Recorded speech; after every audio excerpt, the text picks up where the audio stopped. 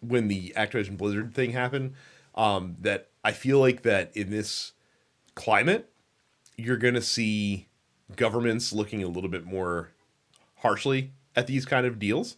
And the Sony Bungie thing, I think you might see as well, even though that's a little bit less of a industry shift. That's kind of just one studio acquiring a developer, which is par for the course. But apparently the Federal Trade Commission in the U.S. is going to be reviewing the Activision Blizzard deal as opposed to the Justice Department, which is very interesting. And it's the FTC is headed up by a woman named Lena Khan, who is kind of known before she was appointed to that post to be very wary of consolidation, especially in like the tech industry and things like that. Like one of her things was like a thesis that she wrote, or like a big essay that she wrote about the dangers of tech consolidation and why we should be paying more attention to companies like Facebook buying Instagram and things of that nature. So it could be very interesting what the FTC comes to make of this, which we'll see. I don't know. Like I said, I don't personally think it'll stop it because it just doesn't seem like a deal that governments are inclined to kind of put the brakes on. But we'll see. Is it because it's video games? You know what I mean? And a lot of people still see video games as they don't take it seriously until they want to take it seriously. Yeah. You know what I mean? So it's not like something that is ubiquitous, right? It's not Google, right? Yeah. Like Google is a verb at this point, right? Like it's been used so much that it's a verb. So everyone knows. So people are going to have their eyes on companies like that, and everyone knows who Microsoft is.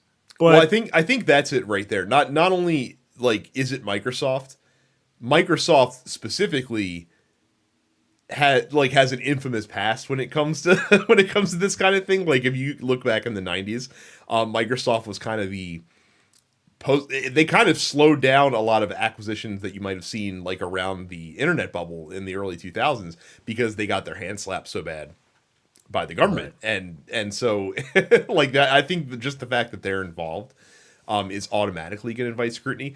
But I think a lot of people had hemmed and hawed during the Trump administration when like the Sprint T-Mobile merger went through without too much scrutiny, and the AT&T Time Warner merger went through without much scrutiny, and the Disney Fox acquisition of their properties went through without a whole lot of oversight. And a lot of people were really scratching their heads, especially like with the Disney thing, because look how much entertainment Disney's consolidated underneath of their umbrella.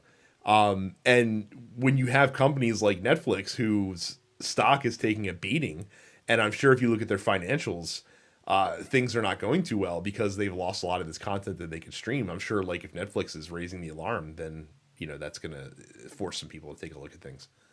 Yeah.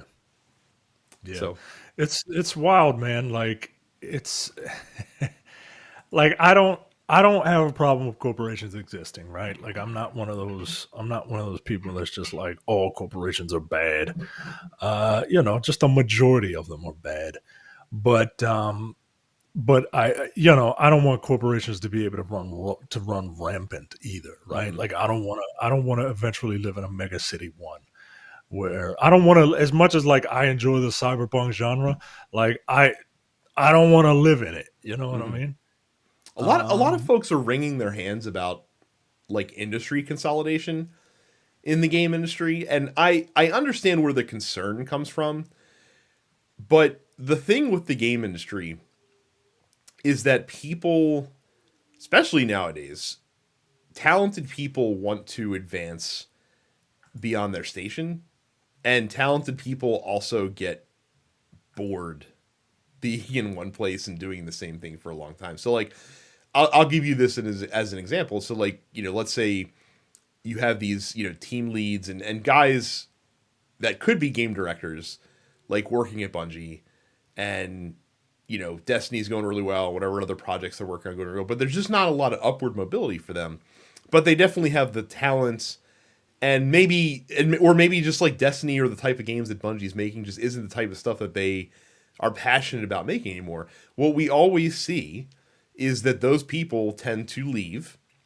They'll make a shitload of money, then they'll go open their own independent studio, start small, bring on a small team, and if they're really good, then they'll probably put out a good game. And you have this constant churn of indies that are, that are strong. Like that's why we've seen the independent game industry really just fucking blow up like crazy over the past decade. And then the other people, in below them get to then move up in their spots, and the cycle kind of continues itself. The thing that I worry about is the thing that we saw in the early 2010s, where we saw this, big acquisition strategy happening with a lot of big publishers, and then there was like a dip in the game industry as a whole, or not even a dip, but just like a leveling. There wasn't like the kind of constant growth that was being projected. And then you get a bunch of studios being closed because not every game can, sell 5 million units. That's what I'm more concerned about. Yeah. Yeah, I see. I see what you're saying. I don't know, man. It's interesting. It's super interesting, man.